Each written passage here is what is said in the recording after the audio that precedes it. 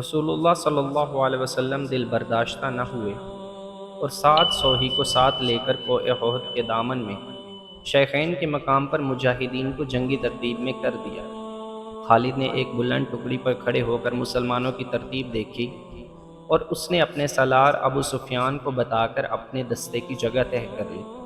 رسول اکرم صلی اللہ علیہ وسلم نے مجاہدین کو کم و بیش 1000 گز لمبائی میں پھیلا دیا۔ پیچھے وادی تھی، مجاہدین کے ایک پہلو کے ساتھ پہاڑی تھی لیکن دوسرا پہلو پر کچھ نہ تھا۔ اس پہلو کو مضبوط رکھنے کے لیے رسول اللہ صلی اللہ علیہ وسلم نے 50 تیر اندازوں کو قریب کی ایک ٹکڑی پر بٹھا دیا تھا۔ ان تیر اندازوں کے کمانڈر عبداللہ بن جبیر تھے۔ اپنی ذمہ داری سمجھ لو عبداللہ، رسول اللہ صلی اللہ علیہ وسلم نے اسے ہدایت دیتے ہوئے فرمایا، اپنے عقب کو دیکھو، دشمن ہمارے عقب میں نقل و حرکت کر سکتا ہے جو ہمارے لیے خطرہ ہے۔ دشمن کے پاس گھوڑ سوار زیادہ ہیں، وہ ہمارے پہلو پر گھوڑ سواروں سے حملہ کر سکتا ہے۔ اپنے تیر اندازوں کو گھوڑ سواروں پر مرکوز رکھو، پیادوں کا مجھے ڈر نہیں۔ تقریباً تمام مستند مورخین جن میں ابن ہشام اور واقدی خاص طور پر قابل ذکر ہیں، لکھتے ہیں کہ رسول کریم صلی اللہ علیہ وسلم نے عبداللہ بن جبیر رضی اللہ عنہ کو واضح الفاظ میں کہا تھا، ہمارا عقب صرف تمہاری بیداری اور مستعدی سے محفوظ رہے گا، تمہاری ذرا سی کوتاہی بھی ہمیں بڑی ذلت آمیز شکست سے دوچار کر سکتی ہے۔ یاد رکھو عبداللہ، اگر تم دشمن کو بھاگتے ہوئے اور ہمیں فتح یاب ہوتے ہوئے دیکھ لو تو بھی اس جگہ سے نہ ہٹنا۔ اگر دیکھو کہ ہم پر دشمن کا دباؤ بڑھ گیا ہے اور تمہیں ہماری مدد کے لیے پہنچنا چاہیے تو بھی یہ جگہ نہ چھوڑنا۔ پہاڑی کی یہ بلندی دشمن کے قبضے میں نہیں جانی چاہیے، یہ بلندی تمہاری ہے، وہاں سے تم نیچے اس تمام علاقے کے حکمران ہوگے جہاں تک تمہارے تیر اندازوں کے تیر پہنچیں گے۔ خالد نے مسلمانوں کی ترتیب دیکھی اور ابو سفیان کو بتایا کہ مسلمان کھلے میدان کی لڑائی نہیں لڑیں گے۔ ابو سفیان کو اپنی کثیر نفری پر ناز تھا، وہ چاہتا تھا کہ لڑائی کھلے میدان یعنی لامحدود محاذ پر ہو تاکہ وہ اپنے پیادوں اور گھوڑوں کی افراد سے مجاہدین اسلام کو کچل ڈالے۔ خالد کو اپنے باپ نے جنگی چالوں کی ترتیب بچپن سے دینی شروع کر دی تھی۔ دشمن پر بے خبری میں پہلو یا عقب سے جھپٹنا اور دشمن کو چکر دے کر مارنا اپنے دستوں کی تقسیم اور ان پر کنٹرول اس کی تربیت میں شامل تھا جو اسے باپ نے دی تھی۔ اس نے تجربے کار سردار کی نگاہوں سے مجاہدین کی ترتیب دیکھی تو اس نے محسوس کیا کہ مسلمان فن و حرب کے کمالات دکھا سکتے ہیں۔ ابو سفیان اپنی فوج کو مسلمانوں کے بالمقابل لے گیا۔ اس نے گھڑ سواروں کو مسلمانوں کے پہلوؤں پر حملہ کرنے کے لیے بھیجا۔ ایک پہلو پر خالد اور دوسرے پر اکرمہ تھا۔ دونوں کے ساتھ 100 گھڑ سوار تھے۔ تمام گھڑ سواروں کا کمانڈر عمر بن عاص تھا۔ پیادوں کے آگے ابو سفیان نے 100 تیر انداز رکھے۔ قریش کا پرچم طلحہ بن ابو طلحہ نے اٹھا رکھا تھا۔ اس زمانے کی جنگوں میں پرچم کو دل جیسی اہمیت حاصل تھی۔ پرچم کے گرنے سے فوج کا حوصلہ ٹوٹ جاتا اور بھگدڑ مچ جاتی تھی۔ قریش نے جنگ کی ابتدا اس طرح کی کہ ان کی صفوں سے ایک شخص ابو عامر فاسق آگے ہو کر مجاہدین کے قریب چلا گیا۔ اس کے پیچھے قریش کے غلاموں کی کچھ تعداد بھی تھی۔ ابو عامر مدینہ کا رہنے والا تھا، وہ قبیلہ اوس کا سردار تھا۔ جب رسول کریم صلی اللہ علیہ وسلم مکہ سے ہجرت کر کے مدینہ گئے تو ابو عامر نے قسم کھا لی تھی کہ وہ آپ صلی اللہ علیہ وسلم کو اور تمام مسلمانوں کو مدینے سے نکال کر دم لے گا۔ اس پر ایک بڑی ہی حسین یہودن کا اور یہودیوں کے مال و دولت کا طلسم طاری تھا۔ یہودیوں کی اسلام دشمن کاروائیاں زمین دوز ہوتی تھی۔ بظاہر انہوں نے مسلمانوں کے ساتھ دوستی اور فرما برداری کا معاہدہ کر رکھا تھا۔ ابو عامر انہی کے ہاتھ میں کٹ پتلی بنا ہوا تھا، لیکن ان یہودیوں نے اسے قریش کا دوست بنا رکھا تھا۔ اب مجاہدین قریش کے خلاف لڑنے کے لیے مدینہ سے نکلے تو ابو عامر قریش کے پاس چلا گیا۔ اس کے قبیلہ اوس کے بہت سے آدمی رسول کریم صلی اللہ علیہ وسلم کے دست مبارک پر اسلام قبول کر چکے تھے اور وہ قریش کے مقابلے میں صف آرا تھے۔ ابو عامر آگے چلا گیا اور مجاہدین سے بلند آواز سے مخاطب ہوا۔ رسول کریم صلی اللہ علیہ وسلم نے اسے فاسق کا خطاب دیا۔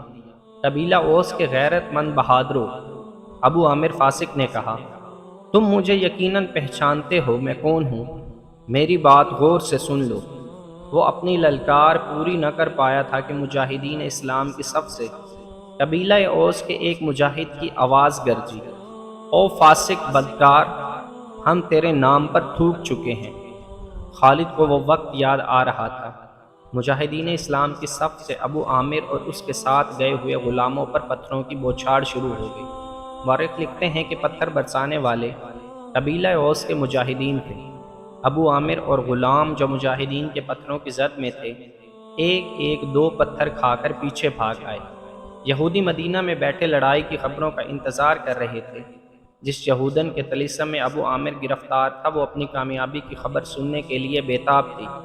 اسے ابھی معلوم نہ تھا کہ اس کے حسن اور جوانی کے طلسم کو مسلمانوں نے سنسار کر دیا ہے۔ اس سلسلے کی آنے والی اقساط میں یہودیوں اور قریش کی عورتوں کی زمین دوز کارروائیوں کی تفصیلی داستان سنائی جائے گی۔ ابو عامر فاسق کے اس واقعہ سے پہلے وہ عورتیں جو قریش کے لشکر کے ساتھ گئی تھی، قریش کے درمیان کھڑی ہو کر سریلی آوازوں میں ایسے گیت گا رہی تھی جن میں بدر میں مارے جانے والے قریش کا ذکر ایسے الفاظ میں، ایسی طرز میں کیا گیا تھا کہ سننے والوں کا خون کھولتا اور رونگٹے کھڑے ہو جاتے تھے۔ ان عورتوں میں سے ایک دو نے جوشیلی تقریر بھی کی۔ عورتوں کو پیچھے چلے جانے کا حکم ملا تو ابو سفیان کی بیوی ہند نے ایک گھوڑے پر سوار ہو کر ایک گیت گانا شروع کر دیا۔ اس کی آواز بلند تھی اور اس میں سوز بھی تھا۔ تاریخ لکھنے والوں نے اس گیت کے پورے اشعار قلم بند نہیں کیے۔ انہوں نے لکھا ہے کہ یہ گیت فحش تھا جس میں مرد و عورتوں کے در پردہ تعلقات کا ذکر تھا۔ اس کے بعد ابو عامر فاسق پر مجاہدین اسلام کی طرف سے سنگباری ہوئی اور اس کے فوراً بعد قریش نے مجاہدین پر تیر پھینکنے شروع کر دیے۔ مجاہدین نے اس کے جواب میں تیر برسائے۔ خالد اپنے پہلو والے مسلمانوں کے پہلو پر حملہ کرنے کے لیے اپنے 100 سواروں کے ساتھ تیزی سے آگے بڑھا۔ اسے معلوم نہ کہ بلندی پر تیر انداز چھپے بیٹھے ہیں۔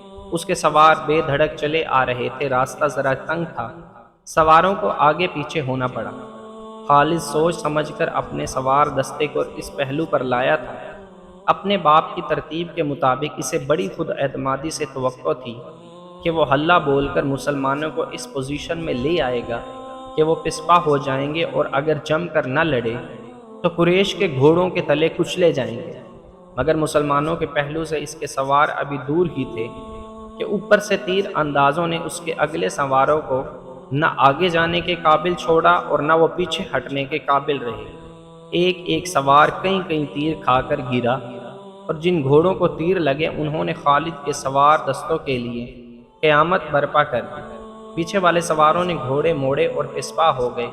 ادھر قریش کی عورتوں نے دف اور ڈھولک کی تھاپ پر وہی گیت گانا شروع کر دیے جو ہند نے اکیلے گایا تھا۔ عبدالدارہ کے سپوتوں، ہم رات کی بیٹیاں ہیں، ہم تم کو تکیوں کے درمیان۔ مورخ لکھتے ہیں کہ عربی جنگجو کے اس وقت رواج کے مطابق ایک جنگجو لڑنے کا مرحلہ آیا۔ سب سے پہلے قریش کے پرچم بردار طلحہ بن ابو طلحہ نے آگے آ کر مجاہدین اسلام کو للکارا کہ اس کے مقابلے کے لیے کسی کو آگے بھیجو۔ آ میرے دین کے دشمن، حضرت علی رضی اللہ عنہ نے تند ہوا کے جھونکے کی طرح آگے آ کر کہا، میں آتا ہوں تیرے مقابلے کے لیے۔ طلحہ اپنے قبیلے کا پرچم تھامے تلوار لہراتے ہوئے بپھرا ہوا آیا، مگر اس کا وار ہوا کو چیرتا ہوا گزر گیا۔ وہ ابھی سنبھل ہی رہا تھا کہ حضرت علی کی تلوار نے اسے ایسا گہرا زخم لگایا کہ پہلے اس کا پرچم گرا اور پھر وہ خود گرا۔ قریش کا ایک آدمی دوڑے آیا اور پرچم اٹھا کر پیچھے چلا گیا۔ حضرت علی رضی اللہ عنہ اسے بھی گرا سکتے تھے، مگر انفرادی مقابلوں میں یہ رواج نہ تھا۔ طلحہ کو اٹھا کر پیچھے لے آئے۔ اس کے خاندان کا ایک اور آدمی آگے بڑھا، میں انتقام لینے کا پابند ہوں۔ وہ للکار کر آگے گیا، علی آ میری تلوار کی کاٹ دیکھ۔ حضرت علی رضی اللہ عنہ خاموشی سے اس کے مقابلے پر آ گئے۔ دونوں نے ایک دوسرے کی آنکھوں میں آنکھیں ڈالے، ایک چکر کاٹا، پھر ان کی تلواروں اور ڈھالیں ٹکرائیں اور اس کے بعد سب نے دیکھا کہ حضرت علی کی تلوار سے خون ٹپک رہا ہے اور ان کے مد مقابل زمین پر پڑا تڑپ رہا ہے۔